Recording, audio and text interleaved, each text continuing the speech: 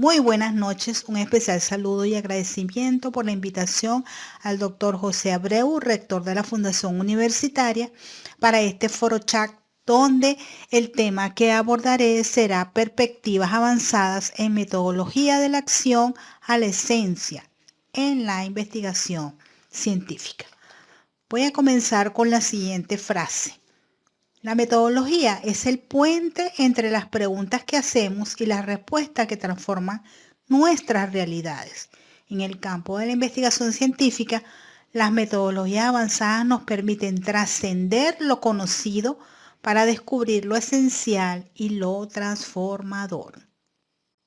¿Qué son entonces las metodologías avanzadas?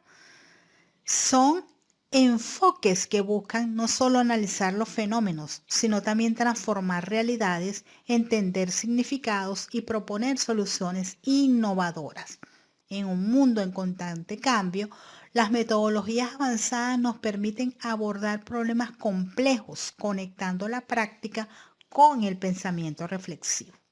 De tal modo que entonces, en el contexto de una investigación cualitativa, las metodologías avanzadas se refieren a enfoques o técnicas que van más allá de los métodos tradicionales, como entrevistas, grupos focales o análisis de contenido básico, y que suelen integrar herramientas sofisticadas, tecnología o marcos teóricos complejos para generar un entendimiento más profundo de los fenómenos estudiados. Estas metodologías buscan capturar la riqueza de las experiencias humanas, las interacciones sociales o los significados culturales de manera innovadora y rigurosa.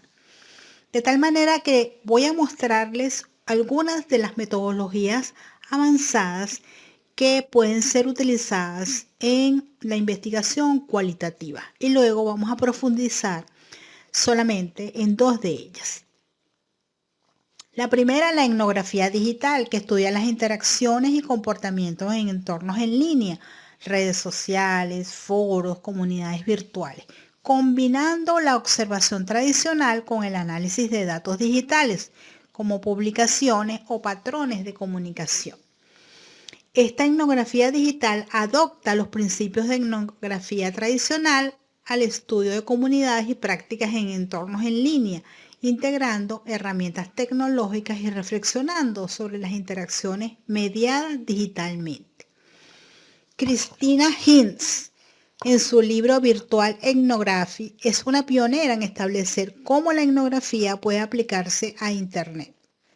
Ella propone que los entornos digitales son espacios culturales válidos para la observación participante y el análisis cualitativo, destacando la importancia de entender las interacciones en línea como parte de la vida social.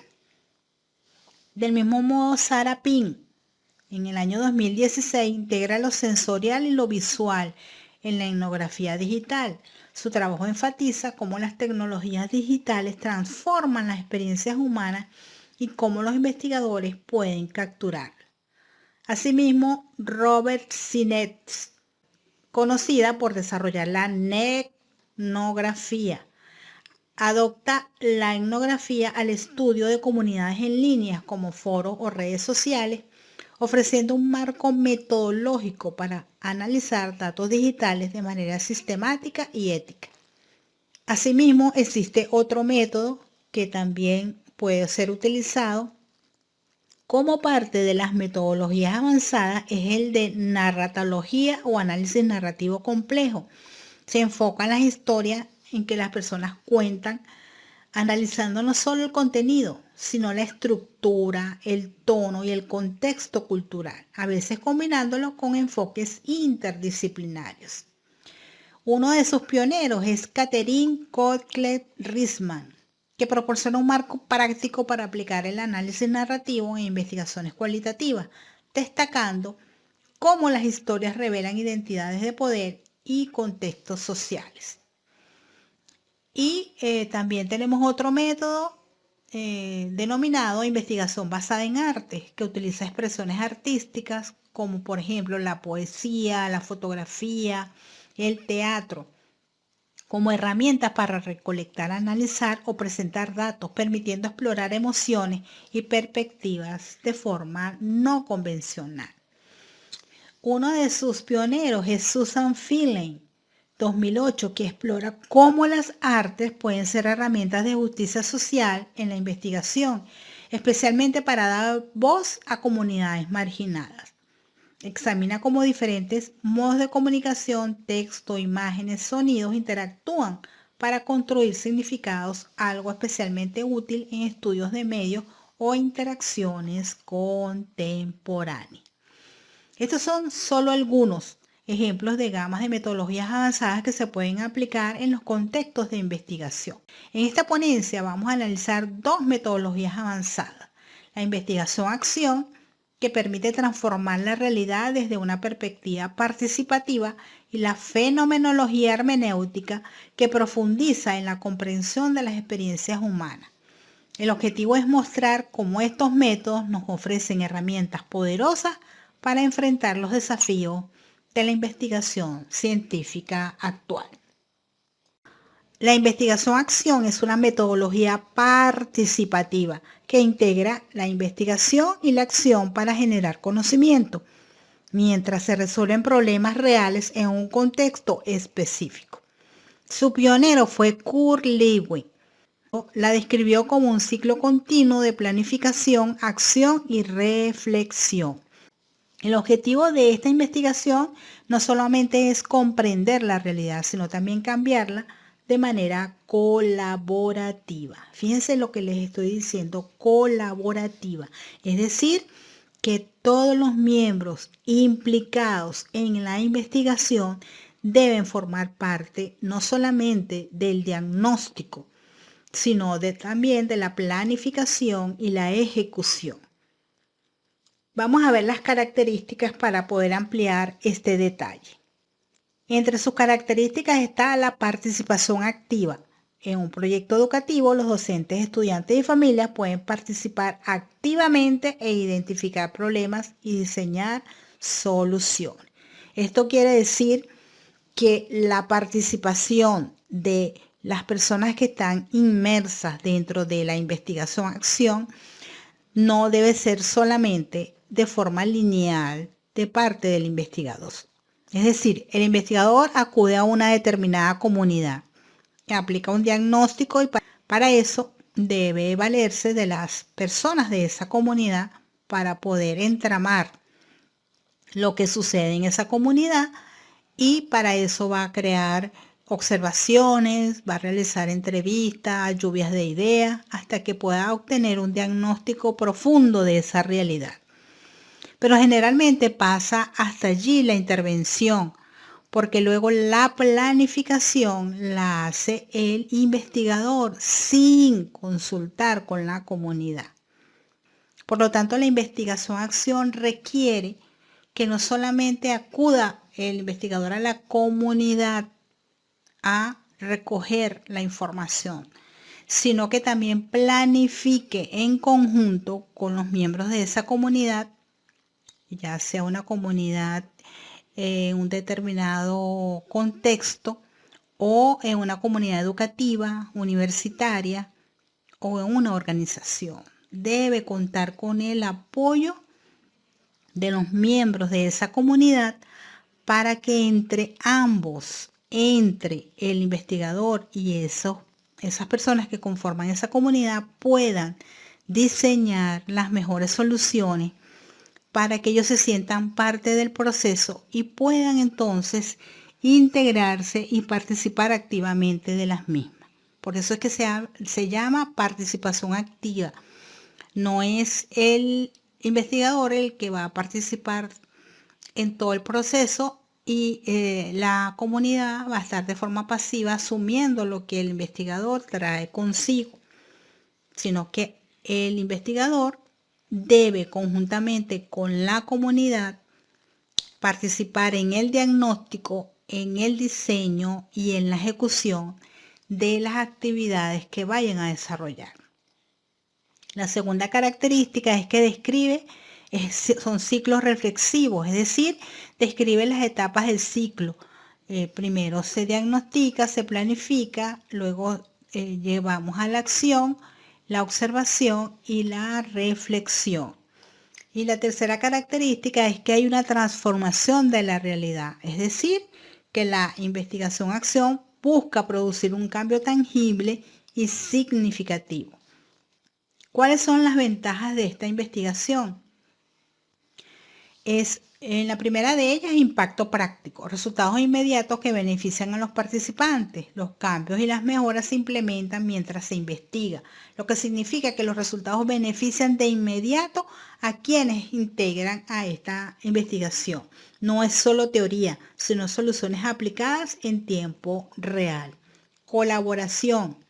Fomenta el empoderamiento de las personas involucradas. Involucra activamente a los participantes, docentes, estudiantes, comunidades, personas que están adscritas a la investigación durante el proceso. Así, no es un trabajo aislado del investigador, sino una construcción colectiva donde todos aportan sus experiencias y conocimientos. Y flexibilidad, se adapta a diferentes contextos y necesidades. Es decir, se adaptan las necesidades del contexto, permite ajustes a lo largo del estudio. Si algo no funciona, se puede modificar y probar nuevas estrategias sin perder el rumbo de la investigación. Es un proceso que es cíclico. Es decir, si yo como investigador en un momento determinado estoy aplicando unas determinadas estrategias y estoy viendo que no están funcionando, puedo regresar conjuntamente con cada uno de los participantes a diseñar nuevas estrategias, nuevas acciones, nuevas tareas para redimensionar nuevamente lo que se pretende hacer. Porque si no está funcionando es porque en algún momento algo no se hizo bien o algo no se tomó en cuenta y podemos regresarnos al proceso de planificación para replanificar nuevamente los procesos. Entre los desafíos que encontramos en esta investigación es un compromiso sostenido, es decir, requiere tiempo y esfuerzo de los participantes, por cuanto es necesario que se mantengan involucrados durante todo el proceso. Esto puede ser difícil ya que algunas personas pueden perder el interés y no tener el tiempo suficiente para seguir colaborando. Por eso el investigador debe valerse de la motivación permanente del grupo para que puedan estar permanentemente durante todo el proceso. También en la gestión de dinámicas grupales puede haber conflictos o desinterés. Como es un método colaborativo, es necesario coordinar diferentes personas con ideas, intereses y tiempos distintos. Puede haber conflictos, resistencia al cambio o dificultades para llegar a acuerdos, lo que exige habilidades de liderazgo y comunicación efectiva. Y los resultados dependientes del contexto, o sea, no siempre o casi nunca son generalizables los hallazgos encontrados. Y las soluciones que funcionan para un lugar específico pueden no ser aplicables en otros entornos, porque es otra realidad, es otro contexto, son otras personas. Entonces, si se va a aplicar esta investigación que de repente funcionó muy bien en una determinada comunidad, hay que adaptarla a esa nueva comunidad, que son nuevas personas, nuevas costumbres, nuevas idiosincrasias, para que pueda resultar óptimo el proceso de integración de esas estrategias en otras comunidades. Ahora vamos a ver las etapas de la investigación, acción participante. Como ya les venía diciendo, el diagnóstico inicialmente describe y se analiza allí en profundidad de problemas del estudio.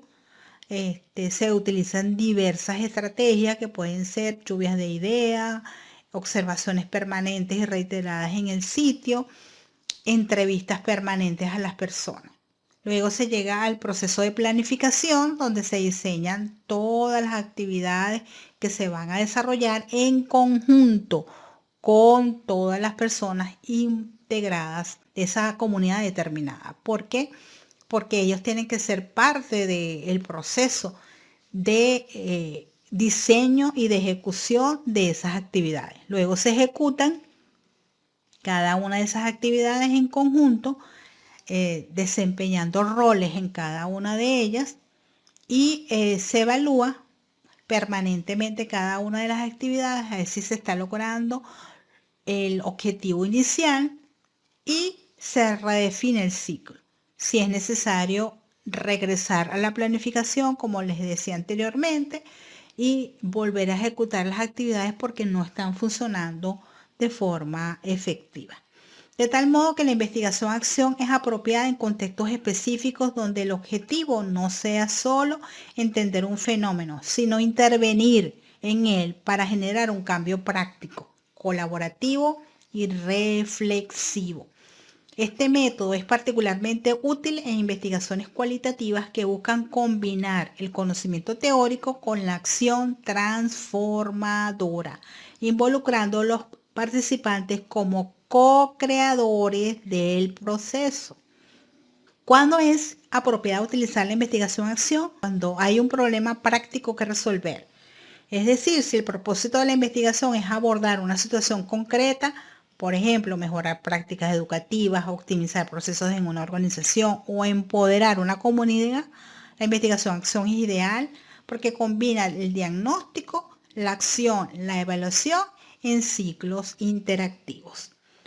También cuando se busca la participación activa de los involucrados, este método es apropiado en contextos donde los participantes, como pueden ser docentes, trabajadores, miembros de una comunidad, no solo son sujetos de estudio, sino agentes de cambio. Por ejemplo, en un proyecto para mejorar la enseñanza, los docentes podrían colaborar en diseñar e implementar nuevas estrategias en conjunto con los docentes, en conjunto con los estudiantes y las personas de la comunidad. También se puede utilizar cuando el cambio y la reflexión son objetivos centrales. Si la investigación pretende generar un aprendizaje tanto para los investigadores como para los participantes, mediante la acción, este método es ideal. Cada ciclo de planificación, acción, observación y reflexión permite ajustar las intervenciones basándose en resultados reales. ¿Cuáles serían las condiciones de uso? El compromiso de los participantes. Requiere disposición de las personas involucradas para participar activamente, lo que puede ser un desafío si no hay interés o confianza en el investigador. Tiempo y recursos. Los ciclos interactivos demandan flexibilidad temporal y un enfoque sostenido. Enfoque ético. Es crucial garantizar que las acciones beneficien a los participantes y no los perjudiquen, respetando sus prioridades y autonomía. Por lo tanto, la investigación-acción es adecuada cuando se desea generar conocimiento a través de la acción colaborativa y el cambio práctico en lugar de observar o teorizar. Vamos a presentarles un ejemplo de este tipo de investigación. Por ejemplo, en una universidad se pretende mejorar la comprensión lectora de los estudiantes en una determinada carrera. Se hace un diagnóstico con todos los estudiantes donde se observan cómo ellos llevan a cabo este proceso lector, cuáles son las dificultades que presentan. Además de eso, se adicionan entrevistas para que podamos tener de primera mano de los estudiantes cuáles son las fallas o los desafíos o los retos que se le presentan en esta comprensión lectora. Y una vez que se tenga todo el bagaje de información, se pasa a la parte de planificación, pero se planifica en conjunto con los estudiantes. Se hacen, en este caso, talleres semanales de estrategias de lectura, subrayado, elaboración de resúmenes, mapas conceptuales. Los estudiantes aportaron ideas para adaptar los talleres a sus intereses y para elegir los textos. O sea que la elección del texto no fue del investigador. La elección del texto también fue parte del proceso de los estudiantes, porque eso permite que ellos se sientan más agradados con las lecturas que a ellos les gustan más. Luego se llevaron a cabo talleres integrando actividades dinámicas como análisis de texto en equipos y ejercicios de comprensión en línea. El docente evaluó el progreso de manera interactiva y los estudiantes aportaron ideas para adaptar los talleres a sus intereses. Aquí vemos el proceso de participación de los estudiantes. Y en la evaluación y el reajuste se mejoró significativamente las calificaciones de los estudiantes, se incrementó la participación activa de ellos en clase, se integraron lecturas adaptadas y tutoriales en líneas personalizadas y se propuso extender los talleres al próximo semestre con un enfoque de lecturas específicas de cada área, porque no se logró en su totalidad el objetivo inicial. Entonces, postergando o ampliando el tiempo en que los estudiantes puedan realizar estas lecturas y estos talleres, se pudo al final lograr que los estudiantes alcanzaran una comprensión lectora, crítica, reflexiva en este contexto universitario. Ahora vamos a ver la fenomenología hermenéutica, que es una metodología cualitativa que busca comprender y analizar las experiencias humanas desde la perspectiva de quienes las viven, considerando los significados y contextos asociados. Combina la descripción fenomenológica, que se centra en lo que aparece ante la conciencia, con la interpretación hermenéutica, que busca desentrañar los significados subyacentes. Este método está inspirado en Edmund Husserl en la fenomenología y Martin Heidegger en la hermenéutica. Este método se aplica principalmente en investigaciones educativas, psicológicas y sociales. Mientras que Husserl enfatiza la descripción pura de las vivencias, Heidegger introdujo la interpretación como un proceso inevitable, destacando que el ser humano siempre interpreta desde su contexto. Es decir, que Husserl fue el primero o es el considerado el padre de la fenomenología. Él comenzó en sus estudios a describir las vivencias de las personas, pero Heidegger decía que no tendríamos que quedarnos tan solo con una mera descripción de esa vivencia, sino que tendríamos que ir más allá, interpretándolo. Y Spiegelberg estudió durante 40 años esta metodología, se basó en lo que decía Husserl y lo que decía Heidegger y sintetizó entonces también de una forma más, vamos a decir, más práctica, más sencilla, este método fenomenológico hermenéutico, que generalmente Spiegelberg es aplicado más que todo para cualquier investigación, pero más que todo en la parte gerencial. Van Manen es utilizado más que todo para las investigaciones educativas. Vamos a verlo entonces desde la postura de Spiegelberg, que es una aproximación filosófica y metodológica que combina la descripción fenomenológica con la interpretación hermenéutica. Se basa en dos enfoques claves. Busca describir la experiencia tal como se presenta a la conciencia sin prejuicios ni interpretaciones previas. La idea es captar la esencia del fenómeno desde la perspectiva de quienes la viven. Mientras que la hermenéutica introduce la interpretación para poder comprender el significado profundo de esas experiencias. Es decir, no solo describe el fenómeno, sino que se analiza dentro de su contexto cultural, histórico y social. ¿Cuáles son las características clave de este método? El primero de ellos es enfoque en la vivencia subjetiva. Explica que la fenomenología hermenéutica se centra en cómo las personas perciben y experimentan el mundo. Por ejemplo, en una investigación educativa se podría explorar cómo los docentes perciben su rol en un contexto de alta presión laboral. Luego, la segunda característica, interpretación de significados, describe cómo se analizan los significados más allá de lo que está explícito. Esto implica ir más allá de lo que las personas dicen, interpretando lo que sus palabras y acciones revelan sobre su realidad. Así, el método fenomenológico hermenéutico no se queda solo con lo que las personas dicen, sino que interpreta cómo esas expresiones reflejan su mundo interno, sus valores y su contexto social. Esto permite comprender el significado profundo, por ejemplo, de la vocación docente en su vida. Y por última característica, importancia del contexto y la temporalidad. Explica que las experiencias se extienden dentro de un marco cultural, social y temporal específico, Por ejemplo, las percepciones del aprendizaje pueden variar según el contexto sociocultural de los estudiantes. En estudiantes que viven en una zona rural, para ellos aprender puede estar fuertemente vinculado con el trabajo de campo y la vida cotidiana. Pueden ver el aprendizaje como algo práctico. Aprender matemáticas me ayuda a administrar mejor la cosecha, o leer bien es útil para entender las instrucciones de los fertilizantes.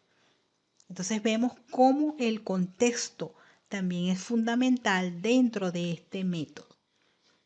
¿Cuáles son las ventajas de este método?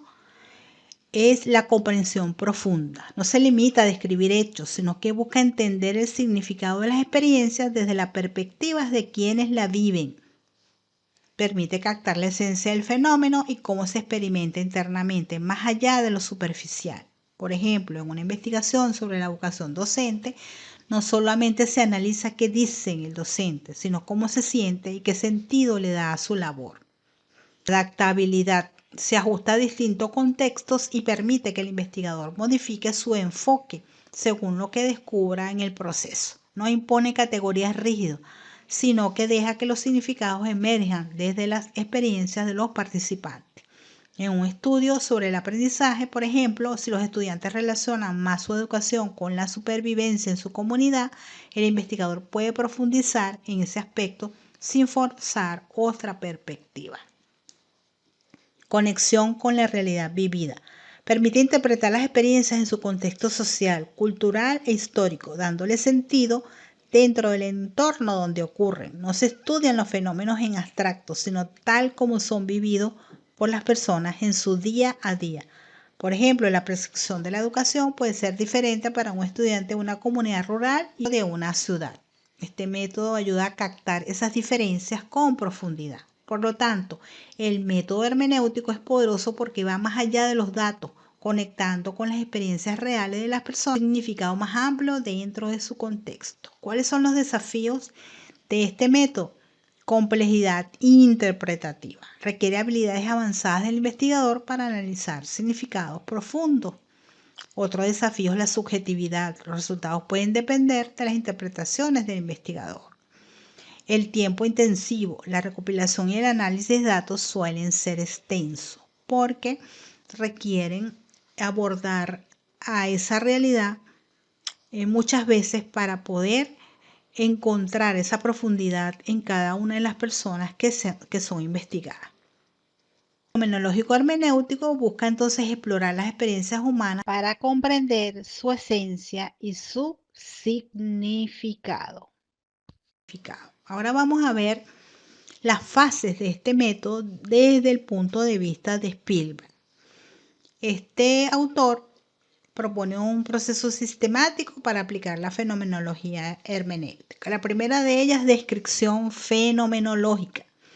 Aquí se recogen las experiencias de las personas a través de entrevistas, relatos u observaciones. El investigador se enfoca en describir las experiencias tal como son vividas, sin interpretarlas todavía. Por ejemplo, si se estudia la experiencia de ser madre por primera vez, se describen los sentimientos, pensamientos y acciones relatados por las madres.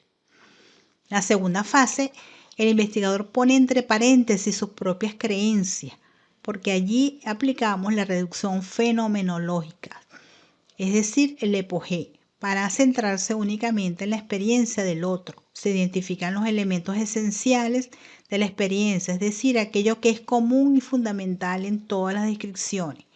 Siguiendo el ejemplo, se podría identificar elementos como miedo al fracaso, felicidad intensa o cambio de identidad. En la tercera fase tenemos búsqueda del significado esencial, el análisis eidético, que permite identificar la esencia del fenómeno al analizar cómo los participantes experimentan y atribuyen el significado a los eventos. ¿Qué es el análisis eidético? Eidético proviene de la palabra eidos, que significa esencia o forma en griego. Así que el análisis eidético busca identificar la esencia del fenómeno. Es como si intentáramos ver el corazón de lo que ocurre, lo que hace que esa experiencia sea única y significativa para los participantes. En este análisis se hace una recolección de las experiencias. Primero se recogen las experiencias de los participantes, como entrevistas o relatos sobre un fenómeno. Luego se analiza en detalle cómo las personas describen esas experiencias, buscando patrones comunes que revelan lo que realmente caracteriza la experiencia.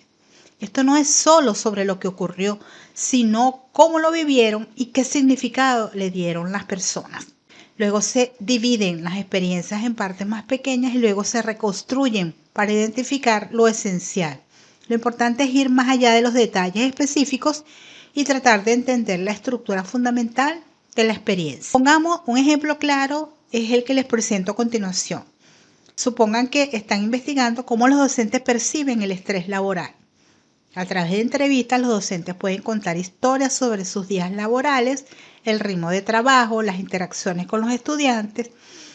Luego el docente puede decir, me siento agotado porque siempre tengo que corregir trabajos y nunca tengo tiempo para mí. Y allí identificamos lo esencial. A través de todas las entrevistas podemos ver que el agotamiento no es solo por la cantidad de trabajo, sino por la falta de tiempo personal y la presión constante. Luego hacemos una descomposición de todas esas entrevistas y reconstruimos y nos damos cuenta que al analizar las experiencias de los docentes encontramos que lo que realmente está causando el estrés es la falta de equilibrio entre su vida personal y el trabajo, lo cual es la esencia del fenómeno del estrés laboral en los docentes.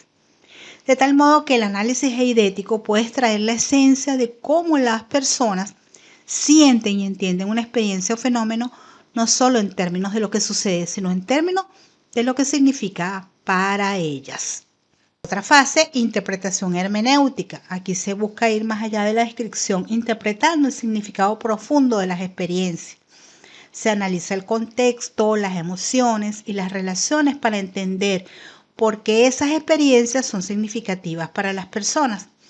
Por ejemplo, se podría interpretar que el miedo al fracaso está relacionado con las expectativas sociales sobre la maternidad. Y llegamos a la síntesis comprensiva. Se integran las descripciones y las interpretaciones para construir una comprensión profunda y holística del fenómeno estudiado. Esto permite no solo entender las experiencias individuales, sino también descubrir patrones o significados universales. ¿Cuáles son entonces las características claves de este método? La vivencia se centra en cómo los participantes experimentan un fenómeno en primera persona. Esto significa que el método fenomenológico hermenéutico no busca datos externos o estadísticos, sino la experiencia personal y subjetiva de los participantes. Lo importante no es solo lo que le pasó, sino cómo lo vivieron y qué significado ellos le dieron a ese fenómeno. Si estamos estudiando el estrés en docentes, no nos vamos a enfocar solamente en cuántos docentes tienen estrés, como lo haría un estudio cuantitativo, sino cómo lo sienten, cómo lo describen. Un docente podría decir, para mí el estrés se siente como estar atrapado en un ciclo sin fin, donde cada día es una lista interminable de tareas. Aquí lo importante no es la cantidad del estrés, sino cómo lo vive esa persona en su día a día. La interacción entre descripción e interpretación combina la fenomenología con la hermenéutica. La fenomenología entonces es la descripción, porque busca describir fielmente la experiencia sin modificarla tal como la relatan los participantes. Y la hermenéutica, la interpretación, va un paso más allá y analiza el contexto, el significado y las razones detrás de la experiencia. Sigamos con el ejemplo del estrés de docente. Un docente describe su experiencia. Siento que no tengo control sobre mi tiempo. Siempre hay algo pendiente. Esto es la fenomenología, la experiencia tal como la relata. Como investigador, interpretas que esto no solo habla del estrés, sino de una posible falta de autonomía laboral o una cultura escolar muy demandante. Esto es la hermenéutica, va más allá de la descripción y busca el significado profundo. De tal manera que la fenomenología nos dice qué vive una persona. Y la hermenéutica te dice por qué esa vivencia tiene un significado especial en su contexto. De tal modo que las metodologías avanzadas en el método fenomenológico hermenéutico innovan en su aplicación, mediante herramientas tecnológicas y técnicas analíticas más sofisticadas. Es decir, que si yo voy a utilizar como una metodología avanzada el método fenomenológico, debo usar entonces software cualitativos avanzados como Atlas-T, Maschio-Diva para analizar narrativas y discursos. Utilizo también enfoques multianalíticos combinando análisis fenomenológico con técnicas como el análisis del discurso crítico. Además de eso, utilizo triangulación de datos con observaciones, análisis de documentos e incluso Big Data cualitativo, redes sociales, foros, diarios reflexivos. Se puede utilizar la inteligencia artificial en análisis semánticos y codificación automatizada. Además, métodos híbridos que combinen la fenomenología hermenéutica con metodologías transdisciplinarias. De tal modo que entonces el método fenomenológico hermenéutico es apropiado a una investigación cualitativa. Se busca comprender e interpretar la experiencia vivida de los sujetos en relación con un fenómeno específico, en exploración de significados y experiencias vividas, es decir, cuando el objetivo es comprender cómo los individuos experimentan un fenómeno en su contexto cotidiano. En la interpretación que va más allá de la descripción, si la intención no es solo describir lo que ocurre, sino interpretar los significados profundos que los sujetos otorgan a su experiencia. Además de eso, en la interacción entre el investigador y el fenómeno, es decir, el investigador reconoce su propia influencia en la interpretación de los datos, una diferencia del enfoque fenomenológico puro de Husserl, que busca la suspensión de juicios previos. Uso de las entrevistas en profundidad y análisis interpretativo. Se apoya en entrevistas semiestructuradas y técnicas de análisis como el ciclo hermenéutico, donde los significados se construyen mediante un proceso interactivo de interpretación. Podemos decir entonces que este método es ideal cuando se busca una comprensión profunda de los significados subjetivos de una experiencia y su influencia en la realidad social, educativa o cultural. En conclusión, cuando utilizamos métodos tradicionales con el método fenomenología hermenéutico, si la investigación busca fidelidad a la esencia del método fenomenológico hermenéutico y se centra en una interpretación profunda basada en el discurso humano, sin herramientas tecnológicas complejas. Cuando utilizaremos la metodología avanzada, cuando se requiere mayor rigor en el análisis e integración de grandes volúmenes de datos cualitativos, o cuando se busca complementar la fenomenología con enfoques críticos o digitales. Entonces, con este pensamiento, las metodologías avanzadas, la investigación-acción y la fenomenología hermenéutica no solo nos permiten comprender la realidad educativa, sino que nos invitan a transformarla desde la reflexión, la acción y el significado profundo de las experiencias. Que cada hallazgo sea un puente hacia la innovación y hacia el cambio. Muchas gracias por su atención.